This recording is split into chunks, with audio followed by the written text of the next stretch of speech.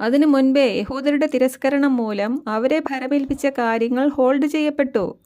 7-ാം അധ്യായത്തിൽ സ്റ്റേഫാനോസിനെ അവർ കൊന്നതോടുകൂടി പിന്നെ അപ്പൊസ്തല പ്രവൃത്തികൾ 9-ാം അധ്യായത്തിൽ പൗലോസിനെ തിരഞ്ഞെടുത്തുകൊണ്ട് വിജാതിയർക്കായി ക്രിസ്തുവിൽ വിശ്വസിക്കുന്ന ഏതൊരുവനെയും ന്യായപ്രമാണത്തിൽ നിന്ന് ഒഴിവുള്ളവരാക്കിക്കൊണ്ട് കൃപയാൽ വിശ്വാസത്താൽ നീതീകരിക്കപ്പെട്ട് സൗജന്യമായി രക്ഷ നേടി സ്വർഗത്തിൽ എത്താനാകുന്ന ഒരു കൃപയുടെ സുവിശേഷം ദൈവം ആരംഭിക്കുകയായിരുന്നു. 12 അപ്പസ്തലന്മാരുടെ പ്രവൃത്തികളോടെയാണ് അപ്പസ്തോല പ്രവൃത്തികൾ എന്ന പുസ്തകം ആരംഭിക്കുന്നതെങ്കിലും അത് അവസാനിക്കുന്നത് പൗലോസിൻ്റെ പ്രവൃത്തികളോടുകൂടിയാണ്. പൗലോസിനെ ഭരമേൽപ്പിച്ച യഹൂദനെന്നോ ജാതിയെന്നോ സ്ത്രീയെന്നോ പുരുഷനെന്നോ വ്യത്യാസമില്ലാതെ ക്രിസ്തുവിൽ ഏക ശരീരം എന്ന ഈ സുവിശേഷവും ഈ സഭയും ദൈവത്തിൻ്റെ ഹൃദയത്തിൽ യുഗങ്ങളോളം നിഗൂഢമായി ഇരുന്ന ഒരു രഹസ്യമായിരുന്നു. അതുകൊണ്ട് തന്നെ ഈ രഹസ്യം ഇന്നും പലർക്കും മനസ്സിലായിട്ടില്ല.